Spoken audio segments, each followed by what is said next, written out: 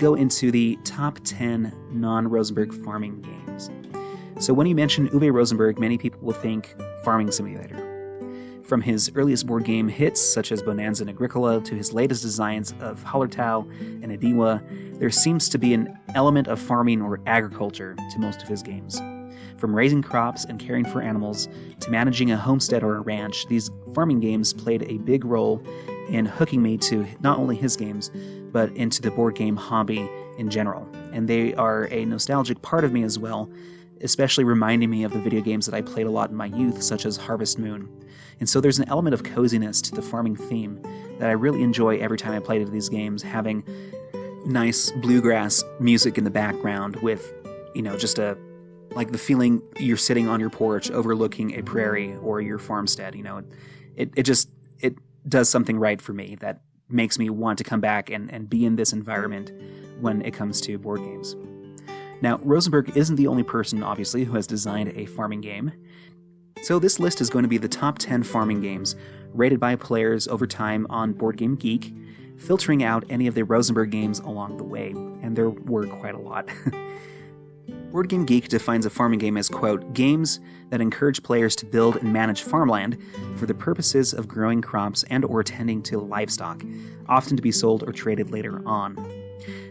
And so as I go through this list, I'll react to each of these games in descending order from 10 to 1 with my thoughts on them if I've played them or what people have to say about them if I have not played the game yet.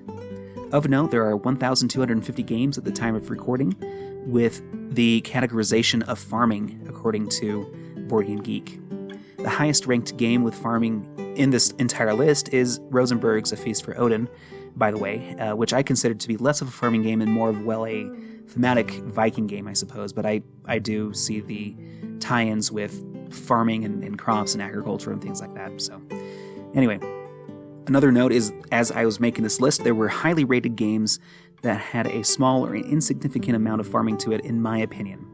So I decided to skip them and place them on an honorable mention type of list. And so I won't go into these with any detail, but anyway, these games include Zulkin, Village, Above and Below, Goa, Santa Maria, Madeira, Boone Lake, Egizia, Cacao, Cuba, and Mermes. Once again, skipping Rosenberg games and any repeats from his games, as well as any of these other games that I've mentioned, or different versions of them as well. So let me know if you think I should have included these games in a top 10 farming game list.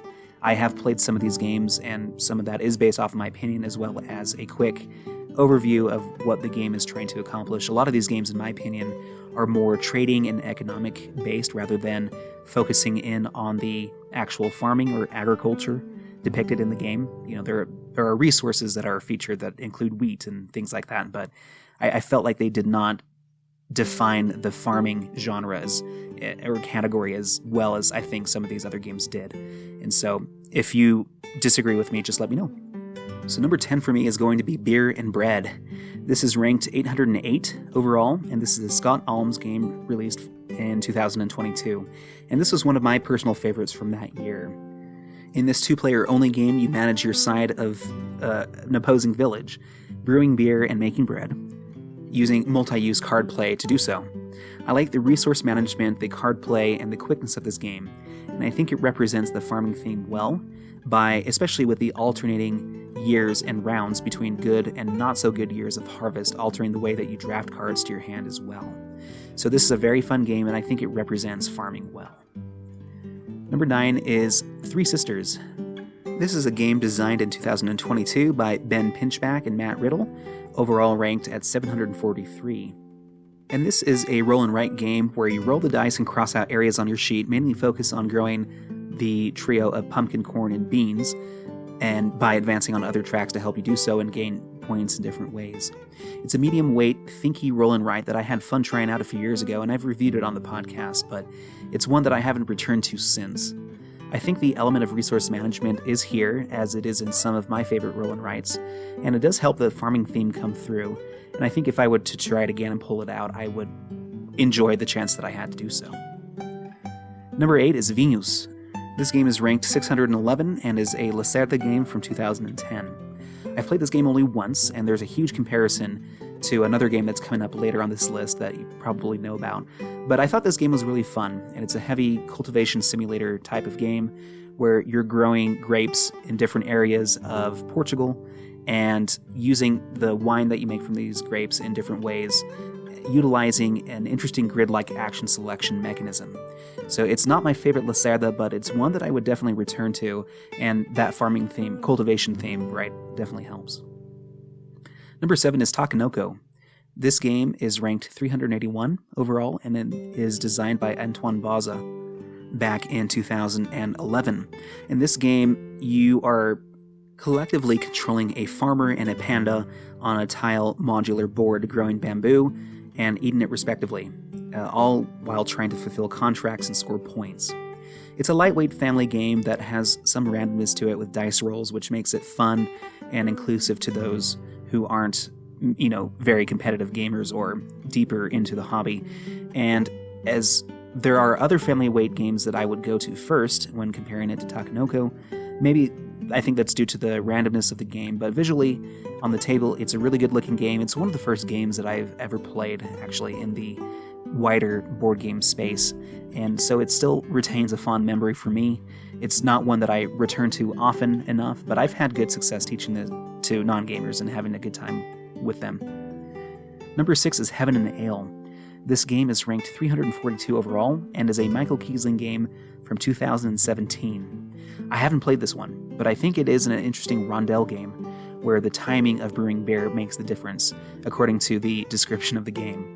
The overall mechanisms I'm not 100% familiar with, but if the description is anywhere near accurate to the gameplay, I think simulating the timing aspect of brewing beer and making sure that it has had enough time to ferment and etc. is what I think represents thematically the game well, and perhaps mechanically it makes this game interesting. So, the jury's still out to see if this game, in my opinion, reflects the agricultural world as a whole, but it does seem like to be a well-received mechanical game anyway, and so I'm excited to try this one at some point. Number 5 is La Granja. This is a 2014 game from Ode and Keller that is ranked 239 overall and is one of my favorite non-Rosenberg games. Farm tableau management, mediated by individualized multi-use cards and contract fulfillment, makes this game very fun every time that I've played it, and I've played it on Board Game Arena as well, which is available for free. I've reviewed El Burro, the sequel to this game, as well as the Kickstarter version of La Granja a few years back, and so you can go and check out my thoughts there. But there's a good following for this game, I feel, and love for the overall design, which is another testament of how great this game is. Probably out of all the games here, it most closely on this list, it closely resembles my favorite Rosenberg game of all time, Agricola, especially with the identity-driven cards that this game boasts. Number 4 is Glenmore 2 Chronicles. This game was released in 2019, and it is a sequel to Glenmore, designed by Matthias Kramer, ranked 169 overall, and I've played the original Glenmore once on yukata.de, another online version of ways to play the game. And so I get the gist of this game, where you're using a rondel and advancing as far as you would like to build out your tableau with tiles, adding farming-type resources like wheat and cattle, and then using those to trade for goods and points, rinse and repeat. The rondel, I think, makes this game feel unique, and especially at the time of the original game, which was way back when. And the sequel adds a campaign element, introducing new mechanisms to the game. I think there are 7 or 8 different modules that you can add on to the game from this sequel. So this is one that I need to try out for sure in its complete whole, and especially if it ranks so high as a sequel game. I think there is a lot of good gameplay here. Number 3 is Clans of Caledonia. This is a Juma al-Juju game from 2017 that is ranked 64 overall. And gameplay-wise, it resembles Terra Mystica and Gaia Project the most. I prefer Clans over those other games because of the interesting market, where prices rise and fall dynamically based off who sells or buys certain resources, and the farming aspect of placing resources like cattle, sheep, and wheat, and upgraded resources from those like cheese and bread, onto a shared board and turning them in for contracts or other ways to do well in this game.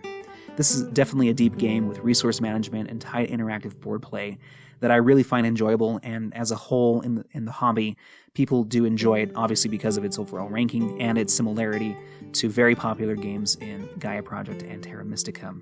It does have a new expansion coming soon, so that'll add some new mechanisms of play that I can't wait to try out at some point.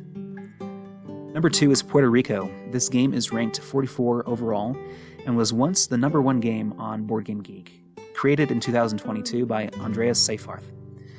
Despite the controversial theme, the gameplay is fun enough, with a farming theme included in the plantation that you are managing, and the mechanism of the leader or the governor of the table, choosing a action while everyone gets to play out a minor version of that action, which I think was original at the time and really popularized further by games like Race for the Galaxy and others afterward. I think I prefer the quick card play of Race for the Galaxy more than Puerto Rico, and something about the overall strategic and very competitive aspect of Puerto Rico, where if you do not play correctly, you really mess up the mojo of the other competitive players, and so it's not beginner friendly, which has paradoxically turned me off of this game, as Agricola is not a very beginner friendly game either. But I do appreciate the fact that this game is getting new versions of it very recently in the past couple of years, alternate versions of the base game as well as reiterations of Puerto Rico as well have been coming out recently. Another one is slated to come out either this year or next, and so it deserves a lot of love for the gameplay itself, and it deserves a look from you if you haven't played it. The number 1 ranked game behind A Feast for Odin, of course, in the farming category is Viticulture. The number 1 on this list anyway is Viticulture. So this is ranked 38.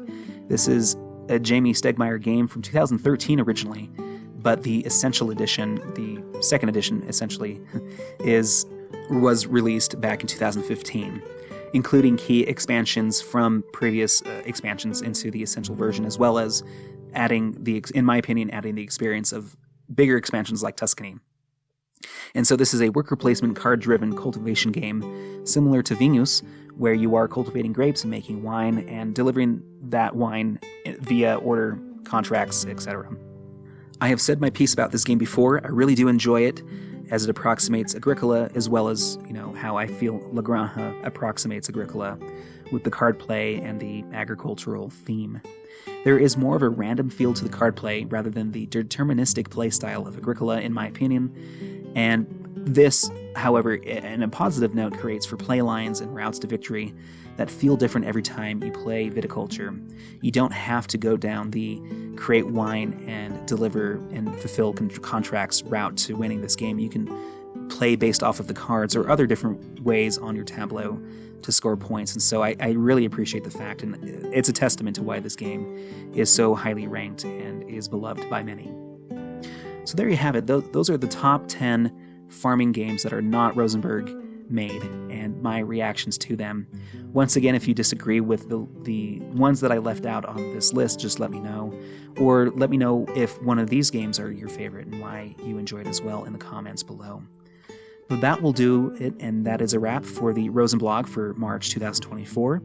Thank you for consulting with me, and hope that you schedule an appointment with your board gaming doctor real soon. Take care.